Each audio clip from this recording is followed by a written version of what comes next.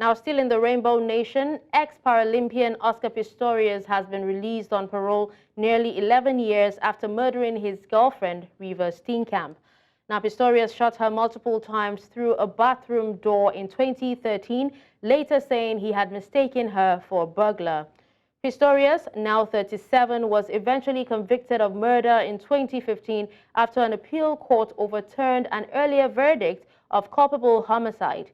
He will leave under strict conditions until his sentence expires in 2029. Under South African law, all offenders are entitled to be considered for parole once they have served half their total sentence, which for Pistorius was finally set in 2017 at 13 years and 5 months. Now, to discuss this, we're joined by Themba Masango. He's the Secretary General, Not in My Name. Hello, Themba. Thank you so much for joining me at this time. Good afternoon, and thank you so much for having us, and to the viewers at home. Good afternoon. All right, so how do you view the decision to release Oscar Pistorius on parole, considering the severity of his crime and the impact it had on victims' family and the society at large? Indeed, we all remember that horrific day in 2013 on Valentine's Day, where Oscar Pistorius took the life of his then fiancée, Reeva Steenkamp, and it was a shock, and it sent waves throughout the world. However, South Africa is a country that is governed by law, and you know, as you rightly said in your introduction, that after doing some time for the crime, one is eligible to apply for parole, which Oscar Pistorius has done, and he has then obviously met the necessary requirements to get parole, and this falls under the Section 73 of the Correctional Service Act in South Africa, where an inmate who has shown enough cause and material evidence that he can be paroled does get parole. We want to make it clear, though, Oscar Pistorius is not a free man. He's just being paroled. So there is a lot of strict measures around him being outside, such as continuing his sentence and being, part of gender-based violence and femicide groups. He has to also continue with anger management classes. He has to continue with certain strict measures and programs. He cannot leave his home unless he gets clear permission from his parole officer. So his sentence does continue. He's just now paroled to be outside and continue his sentence from home.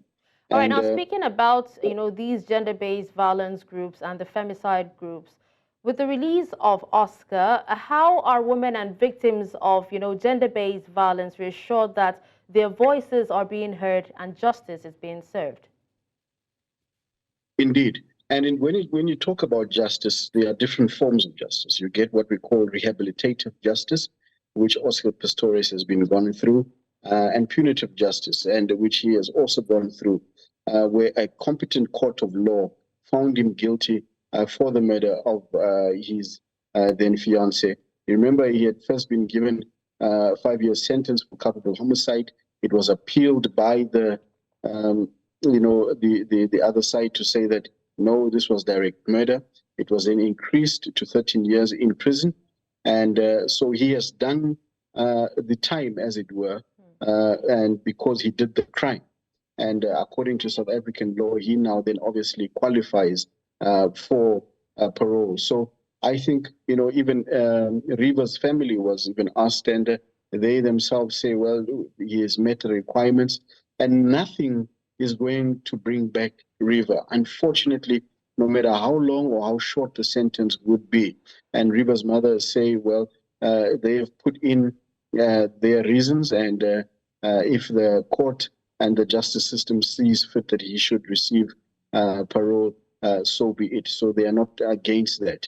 And what we hope now is that Oscar Pistorius will complete his sentence as a parolee, and he will make sure that he is completely rehabilitated, and furthermore, actually form part of those who call against the issue of femicide. In our country, femicide is 5.1 times higher than anywhere in the world, and we need to make sure that a clear message is sent. And we are proud of the South African justice system that has taken Oscar Pistorius, imprisoned him for the time that he has been imprisoned. And according to the law, no special grant or service was granted to him.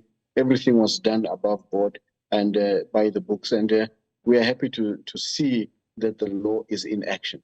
All right, Themba, having met the requirements, do you think the release or his release will have any impact on the government's commitment to combating gender-based violence and also supporting victims in your country? Well, we hope that the government and not just government, civil society, business, and all the powers that be will continue the fight against the scourge of gender-based violence, because it is a real scourge in our country. We call it a second pandemic, and we need to make sure that all hands are on deck, especially when it comes to men. Men themselves need to rise and say, "Not in my name." Men themselves need to be the ones that speak out against and actually act out against anyone who is committing acts of gender-based violence and femicide. We need to call one another out, wherever it may be, whether it's at the car wash, whether it's at the workplace, whether it's at the Shisanyama, wherever it may be. We need to be able to call those out amongst us who are perpetrators of gender-based violence and femicide, and shun those and make sure that they don't have a place in our society. And we are hoping that the government will continue in the efforts to make sure that these issues of gender-based violence and femicide are highlighted. All right, thank you so much, Themba Masango, for sharing your thoughts on this topic. Thank you very much. Have a beautiful day. Have a beautiful day as well.